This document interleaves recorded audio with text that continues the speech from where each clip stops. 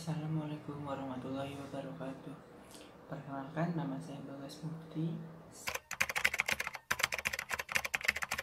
yaitu artinya rencana jangka panjang untuk menyusun berbagai rencana teknis dan langkah komunikasi yang akan diambil dalam kegiatan kehumasan dengan memperhatikan jumlah anggaran, waktu, jadwal, dan lainnya. Strategi yang dilakukan oleh public relation pada dasarnya mengacu pada visi dan misi sebuah organisasi. Dalam strategic planning itu terjadi ada 4 fase. Yang pertama itu ada formative research, yang kedua itu ada strategi, yang ketiga itu ada taktik, dan yang keempat itu ada evaluative research. Mari kita bahas satu persatu. Pada fase pertama yaitu fase formative research, artinya mengumpulkan informasi. Nah, kita masuk ke step 1. Analyzing the situation, menganalisa situasi. Nah, menganalisa situasi adalah langkah pertama yang dilakukan dalam mengelola reputasi. Mengenal dengan baik situasi yang terjadi dalam dan di luar perusahaan. Situasi dapat berupa positif maupun negatif. Jadi kita masuk ke step 2 yaitu analyzing the organization, menganalisa organisasi, yang artinya menganalisa kekuatan dan kelemahan yang dimiliki oleh perusahaan. Biasanya paling dasar itu menggunakan analisa SWOT. Nah, dalam organisasi ini biasanya ada 3 pihak, yaitu pihak internal, eksternal, sama persepsi publik. Kita sekarang masuk ke step 3 yaitu analyzing the public. Dalam langkah ini dapat dilakukan dengan mengenal publik eksternal maupun internal. Publik eksternal itu seperti media, pemerintah, konsumen, dan lain sebagainya. Sedangkan kalau pihak internal itu seperti karyawan, manajemen, dan investor. Sekarang kita masuk ke fase 2 yaitu fase strategi. Fase strategi juga ada 3 step. Step 4 tadi menetapkan tujuan, fokus pada posisi puncak yang akan dicapai oleh organisasi untuk produk atau layanannya. Langkah ini membantu kita membangun tujuan yang jelas. Selanjutnya kita masuk ke step 5 yaitu formulating action and response strategies, yaitu merumuskan aksi dan respons strategi.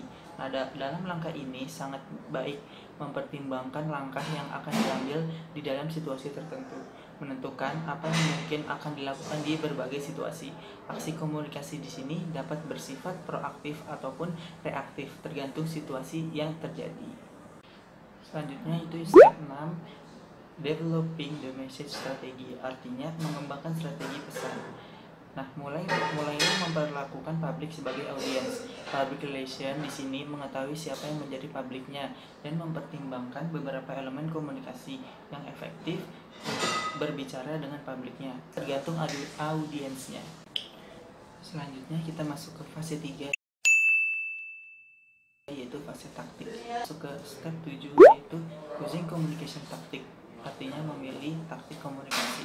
Nah, taktik komunikasi tersebut ada 4, yaitu komunikasi antar pribadi, media organisasi, media berita, dan media iklan atau promosi. Step 8 yang merupakan bagian dari saya untuk mempresentasikannya. Step 8 itu implementing the strategic plan, artinya menerapkan strategi dari rencana tersebut. Nah, yang pertama itu kita masuk ke taktik komunikasi pengemasan. Taktik komunikasi pengemasan ini ada 2 komponennya. Yang pertama itu kita harus berpikir kreatif. Nah, setelah kita berpikir kreatif, yang kedua itu kita harus menyatakan program.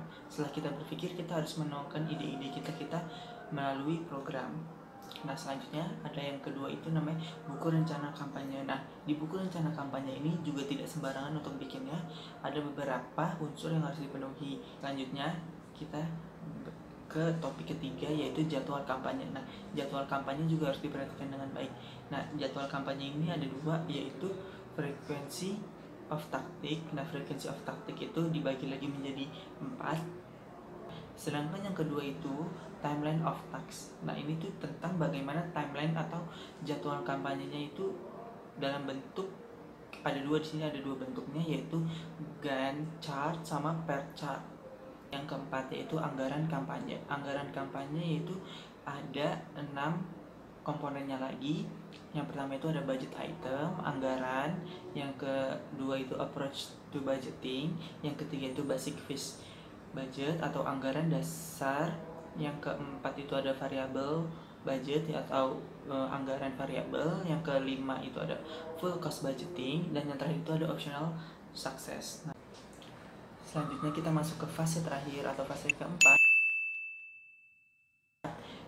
yaitu fase evaluative research. Nah, masuk ke step 9, yaitu mengevaluasi rencana strategi. Tahap evaluasi ini penting tentang bagaimana kita kegiatan tersebut efektif atau tidak.